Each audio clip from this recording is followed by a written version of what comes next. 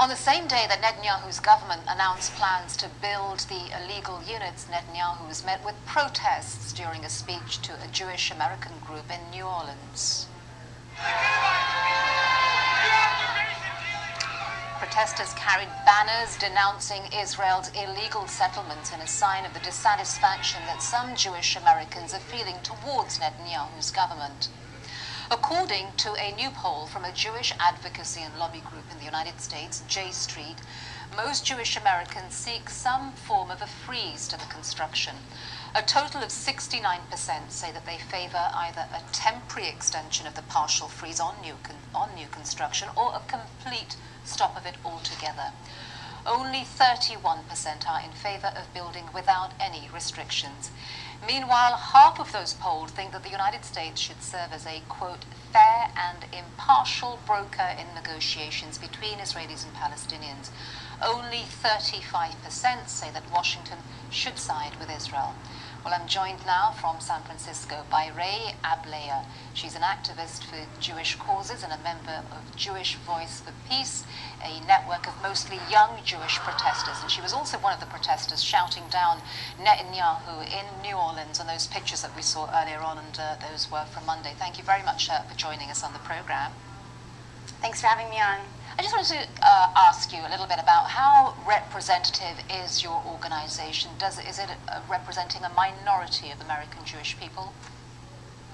As you just said, the majority of Jews, as revealed in this J Street poll, really want the U.S. to take a stronger stance in pushing both Israelis and Arabs to make concessions in the peace process. And we feel we're with the majority of Jews who want justice, who want peace, who want an end to the settlement expansion, an end to the siege of Gaza and the occupation of Palestine, and a protest of the loyalty of Israel. Though, in the United States, when it comes to the question of settlements, for example?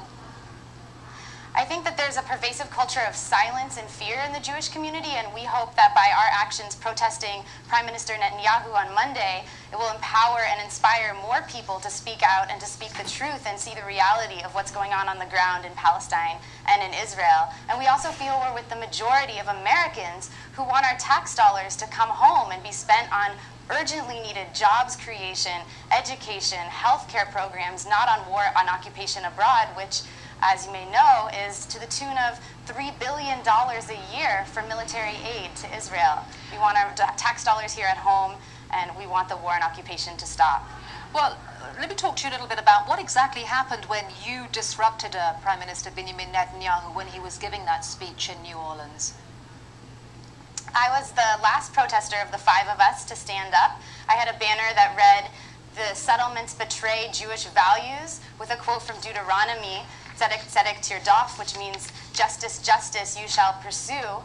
And the minute I said those words aloud, I was really manhandled by fellow participants. One man who was part of the board of the Jewish Federation in Texas put a stranglehold on me, a chokehold. Another man tried to stuff my mouth with a piece of cotton. I was forcefully escorted out by two sheriffs, and I felt the reaction was very violent and brutal, but certainly nothing compared to what Palestinians face daily in the West Bank. So what is Israel's agenda, do you think? And under the Obama administration, do you think that there is going to be any kind of peace process? I think as long as the settlements continue to be built, the peace talks, the peace process is more of a farce talks. Really, it's as if you and I were talking about sharing a pizza, and as we were negotiating, I was eating slice by slice of that pizza. By the time we finished talking, there may be none of the pizza left. These talks just simply aren't followed by action, and real action on the ground, and that's why organizations such as ours, Jewish Voice for Peace and CODEPINK, are following the Palestinian call for boycott, divestment, and sanctions, taking real actions to put economic pressure on Israel to uphold international law and human rights. But you know, and I feel that's much more effective than knocking on the doors of our government. When it comes to this peace process, which seems to have hit a brick wall right now, what do you think that President Obama can do, especially after the shellacking that he got after the midterms, and his position, a lot of people feel, has been weakened, especially in Congress, where Prime Minister Benjamin Netanyahu is seen to have very strong Republican friends? Well, after 7 hours of negotiations between Netanyahu and Clinton today, there were no major breakthroughs, and that's to be expected, really. Obama initially called for the settlement freeze, then he was talking about the settlement halt. Now settlements are continuing to be built in East Jerusalem and the West Bank without any checks from the U.S. I think that what Obama and the administration need to do are really hold true to their principles and stop enabling this expansion by funding Israel's military to the tune of $3 billion a year. We need action behind the talk, and I'm not confident that the Obama administration will do that, and that's why I'm putting my hope in the people and people power to boycott and divest and engage in campaigns like the boycott of Ahava beauty products produced in occupied territories. I'm sorry, Rae Abileah, sorry to cut you off, but we've got to leave it there. Thank you very much for talking with us. Thanks so much for having me on. Leaders from the world's richest and emerging economies have now begun